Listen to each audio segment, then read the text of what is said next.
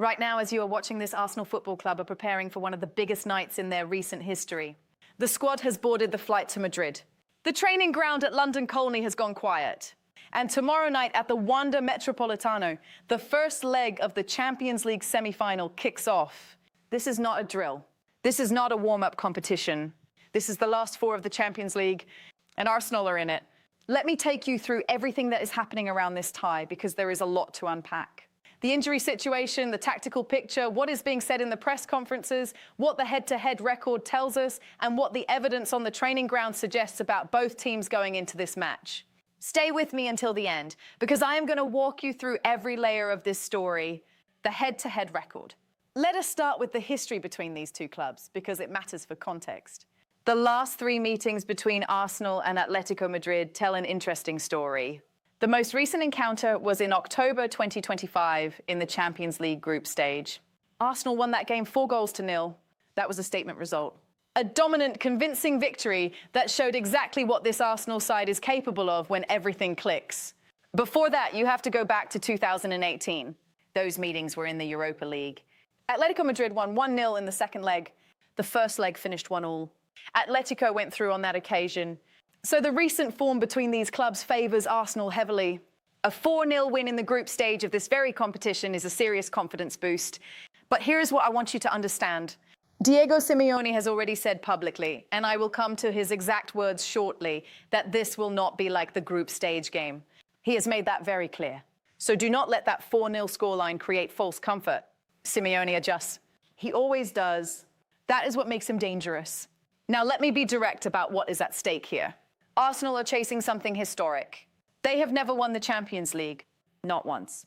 And right now they are 90 minutes away from a semi-final first leg result that could put them on the path to the final. But it is not just the Champions League. The situation is that Arsenal are also fighting for the Premier League title. They are in a genuine title race. They have 4 games remaining in the league. They have 3 games remaining in the Champions League if they progress. The schedule is brutal. The pressure is enormous. Gary Neville, speaking on a Sky Sports podcast, put it plainly. He said Atletico are a team that suffocate you in the way they play. He described it as a big struggle. He acknowledged that Arsenal players know they have to win the Premier League, and he suggested that some of those players are probably thinking more about the league than the Champions League right now. He also said he does not see Arsenal getting past Atletico and the other teams in the semi-final, but he does see them having a chance with the league. That is a significant opinion from a respected analyst. I am not here to agree or disagree with Neville beyond what the facts support. But what I will say is this.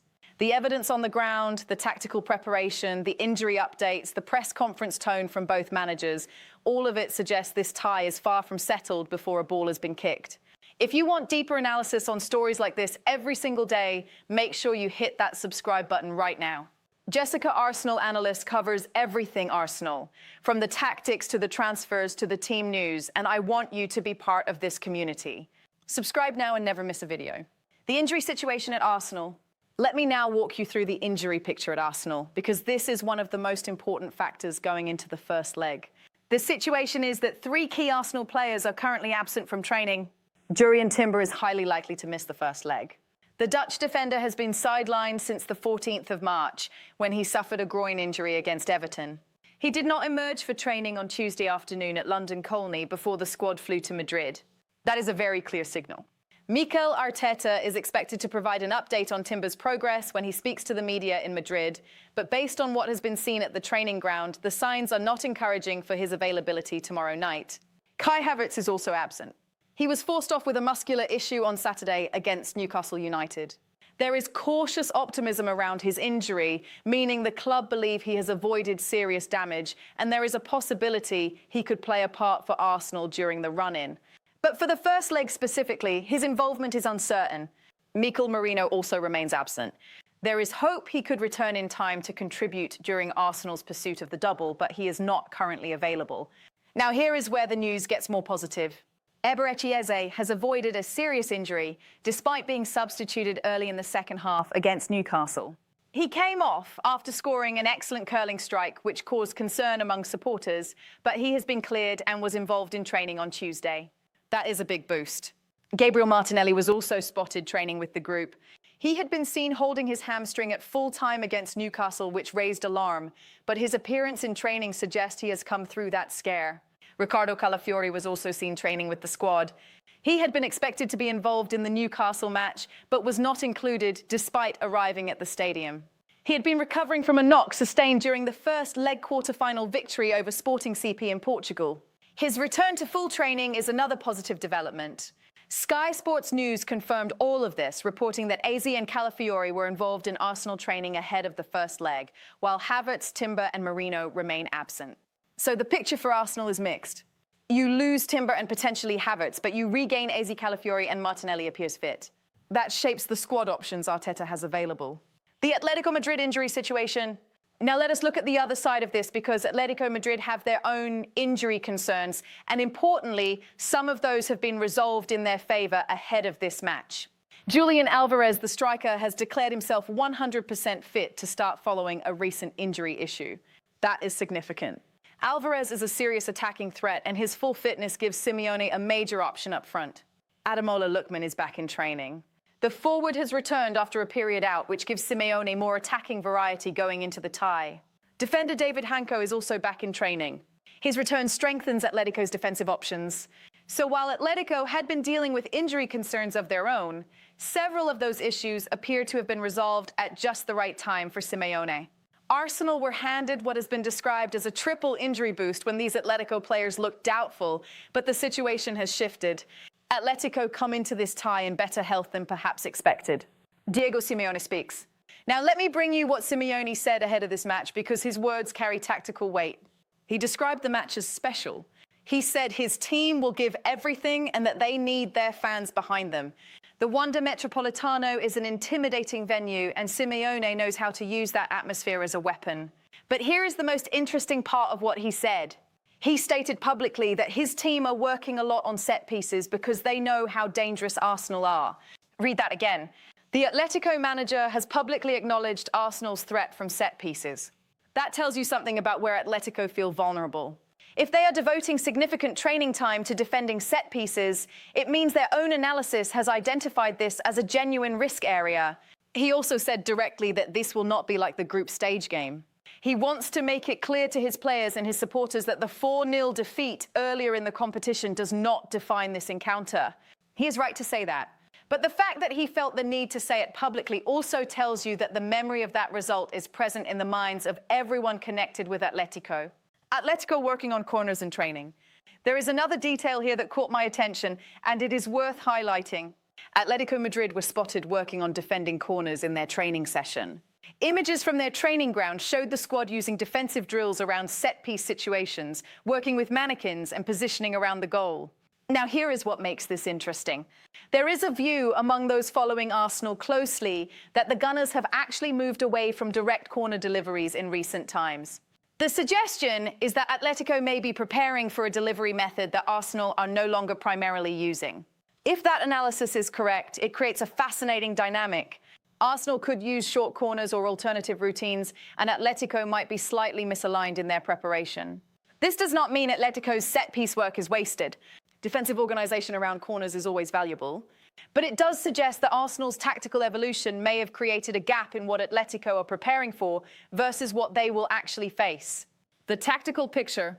Now let me take you into the tactical detail, because this is where the analysis gets genuinely fascinating. The evidence suggests Arsenal have a very clear plan for how to attack Atletico Madrid. It starts with the right side. Bukayo Saka returned from injury for the Newcastle match on Saturday. His return immediately restored a specific shape on Arsenal's right side. A triangle formed by Ben White at right back, Saka on the right wing, and Martin Odegaard in the attacking midfield role. This triangle had been missing during a period when Odegaard was injured and Arteta was experimenting with different combinations. Its return is significant. The reason it is specifically significant against Atletico is because of how Simeone sets his team up. Atletico play a system where Giuliano Simeone, the manager's son, operates almost as a lone figure on the right side, functioning like a wing-back. The team plays very tight and narrow. As a result, the left side of Atletico's defensive structure is often more congested, while the right side has more space. The practical implication of this is that Arsenal should attack down Atletico's right, which corresponds to Arsenal's left in terms of the field. But the triangle shape with Saka is on Arsenal's right. What this creates is a situation where Saka pulls Atletico's left back out of position, and the space that opens up behind that left back between him and the left centre-back becomes the area Arsenal want to exploit. That gap can be attacked by runners like Odegaard or Victor Gyökeres arriving late into dangerous positions. The left side of Arsenal's attack is also important. Atletico encourage their left back to press aggressively toward opposing wingers. This is deliberate. But it means the rest of Atletico's back five stays very compact and tight. Arsenal are advised not to attack down their own left side in a conventional sense, because that is where the congestion will be heaviest. The right side triangle is the primary weapon. Against Newcastle, the data showed that Arsenal heavily favoured the right side in their attacking zones. They barely attempted to build through the left. That was not accidental. It was a deliberate tactical choice that appears to have been designed as a rehearsal for exactly this kind of game. The double press trap. There is another tactical element that deserves attention, and it relates to how Arsenal will try to win the ball back in midfield. Against Newcastle, Declan Rice and Martin Zubimendi operated as a double pivot, meaning two holding midfielders sitting in front of the defence. This configuration allowed the four players ahead of them to press aggressively in a coordinated pattern. Two players pressed narrow alongside the striker to close the ball carrier down. This is being referred to as a double press. The logic against Atletico is very specific. If Arsenal force Atletico into midfield areas through this press, Atletico only have two bodies in that central zone. Press them hard there and win the ball, and you have caught Atletico in a transition shape of five at the back and two in midfield, with no cover in front of the defence. That is a catastrophic position to be in when you lose the ball. Barcelona used a similar approach against Atletico earlier in the competition. Force them into midfield, outnumber them there, win the second ball, and immediately transition forward before Atletico can recover their shape. If Arsenal execute this well, they can create genuine danger in transition. Alternatively, if Arsenal force Atletico to go long with the ball, that also suits Arsenal. Atletico's attacking options up front, whether that is Antoine Griezmann or Ademola Lookman, are not considered aerial threats against William Saliba and Gabriel Magalhaes. Arsenal's central defenders are dominant in the air. Winning aerial duels and clearing those long balls simply hands possession back to Arsenal. Eberechi Eze as the secret weapon. One player who deserves a specific mention in this tactical context is Eberechi Eze. His start to life in North London was slow, but the evidence of recent matches suggests he has found his role in this team. He is being deployed on the left side, but his primary instruction appears to be to come inside rather than hug the touchline. He drifted inside regularly against Newcastle, linking play between the lines in the space behind Atletico's midfield and in front of their back five. His touch count against Newcastle was only 19. That sounds low, but the context matters. He was not being asked to be constantly involved. He was being asked to position himself in a very specific zone and be ready when the ball arrived quickly in transition. If Rice wins the second ball from a press, Eze is positioned as the first pass option in that dangerous central space. Atletico leave a significant gap in front of their back five. That is the structural consequence of their defensive system. And that gap is precisely where Eze is being asked to operate. If he receives the ball there, with any sort of pace in the transition, he becomes a genuinely difficult problem for Atletico to handle. Set pieces as a major weapon. Now let us talk about set pieces, because this is where the analysis of Atletico's vulnerability becomes most striking. 5 of the last 7 goals that Atletico have conceded have come from set pieces or crosses. That is a remarkable and damaging statistic. Their defensive organisation at set pieces has been notably poor. They do not attack the ball well. Their players are not aggressive enough in the aerial contest. Their approach when defending corners is to push the line out toward the penalty spot. The idea is to give the goalkeeper enough space to come and claim the ball. But the structural consequence of this approach is that the back post area is completely empty. There is no defender protecting that zone. For Arsenal, this creates a clear and obvious opportunity. Gabriel Magalhaes and William Saliba are both physically dominant and excellent in the air. Victor Gyökeres also represents an aerial threat from set pieces. Against a defensive line that pushes to the penalty spot and leaves the back post unguarded, these 3 players become a genuine danger on every delivery. Atletico defenders like Clement Lenglet and Robin Lenormand will face a very uncomfortable evening if Arsenal are delivering balls consistently into that area. The short corner routine used against Newcastle was a clever variation designed to lure defenders out of position. But against Atletico, given their specific back-post weakness, the expectation is that Arsenal will revert to traditional deliveries, both in-swingers and out-swingers, looking to find that unguarded space. Simeone has acknowledged this publicly. His comments about working on set pieces in training confirm that Atletico themselves know this is a problem area. Whether their preparation solves the problem is another question entirely. The transfer rumour, Anthony Gordon. Before I close, let me address a separate story that has been circulating around Arsenal today. There is a transfer rumour regarding Anthony Gordon, the winger currently at Newcastle United. I want to be clear, this is a rumour at this stage. Nothing has been confirmed. The situation is that Newcastle are reportedly increasingly likely to sanction Gordon's sale this summer. The club believes selling him would allow them to fund a wider squad rebuild after a difficult season. There is reporting that Newcastle are more open to listening to offers for Gordon than for some of their other key players, such as Sandro Tonali and Bruno Guimaraes.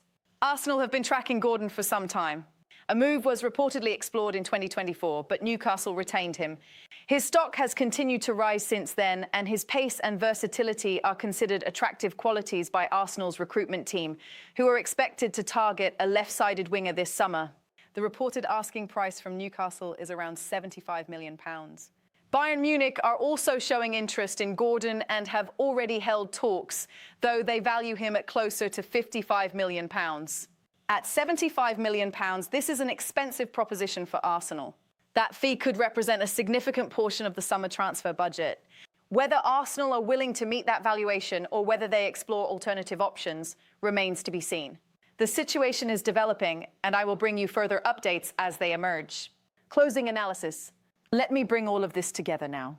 Arsenal go into the first leg of this Champions League semi-final with genuine tactical clarity. The plan is evident. Attack through the right side triangle with Saka, White and Odegaard. Use the double press to force Atletico into midfield and exploit their limited numbers there. Use Eze as a transition weapon in the space in front of Atletico's back five. And target set pieces aggressively, particularly at the back post where Atletico are most exposed. The injury situation is a concern but not a crisis. Losing Timber and potentially Havertz is significant.